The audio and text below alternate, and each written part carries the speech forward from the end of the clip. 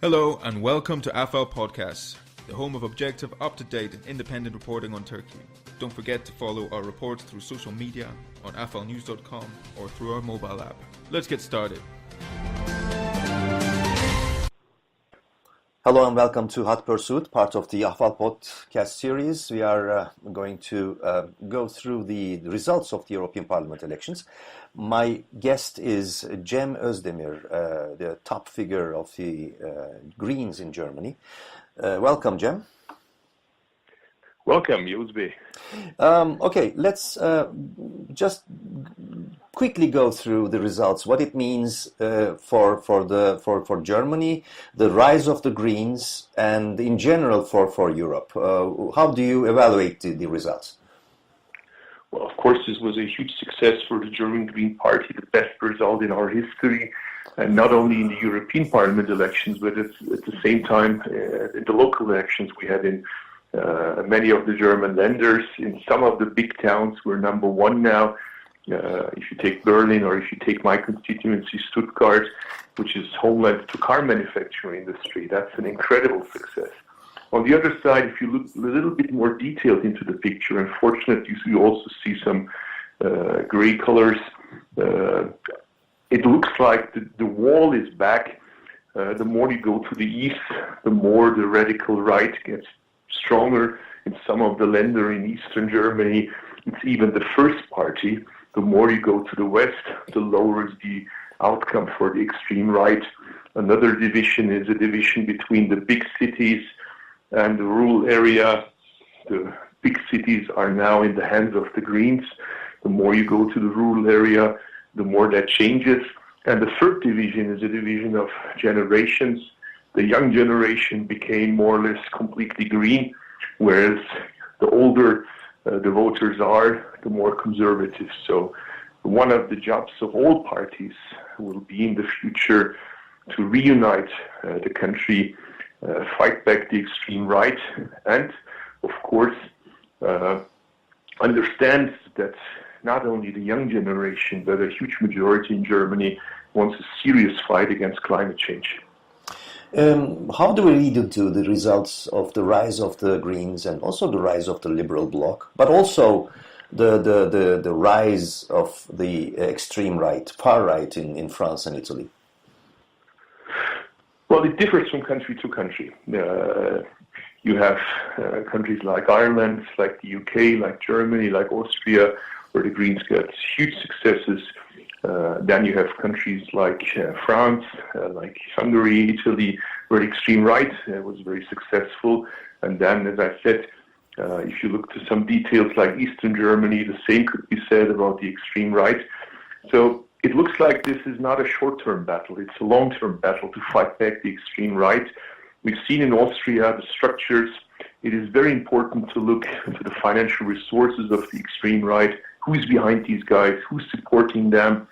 And it always ends up with Mr. Putin, who of course has a strong interest to have a weak Europe and not a strong Europe. But on the other side, it's also an obligation for us liberal thinking people not to oversee the other part of our society and to ask ourselves what we can do. The one thing we have to avoid is what happened in the U.S. when liberals in the East and liberals in the west of the U.S., in the coastal areas, talked about the so-called flyover states in the U.S., and those flyover states now have their president, Donald Trump. If we don't want to have the same thing happening in Europe, it is important to reach out to those regions and to those communities who, right or wrong, think that they're not represented in politics. And finally, what would these results, the new composition of the European Parliament, what would the impact of this new situation over Turkey's relations with the European Union? Well, first of all, there is no grand coalition anymore in the European Parliament, so it's clear if you want to make the European Union move forward, you have to include liberals and you have to include the Greens, and we have to sit together. I don't think that on the short term Turkey will play a very decisive role because everybody is now preoccupied with finding a commission president, the commissioners, president of the parliament, and so on. My suggestion would be, it's clear that Turkey won't become a member of the European Union with this President Erdogan and with that regime. There can be no doubt about that. We all agree there, whether we're Christian Democrats or whether we're Greens. The question mark is, should we exclude that another Turkey, a Turkey that voted in the local elections pro-democratic, pro-secular regime, pro-human rights, anti-corruption, should we exclude that Turkey as well? And there I would say, as a Green politician, that we shouldn't.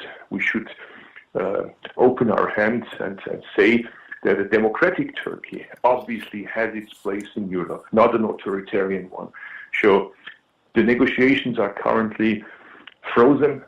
There is no reason to change that.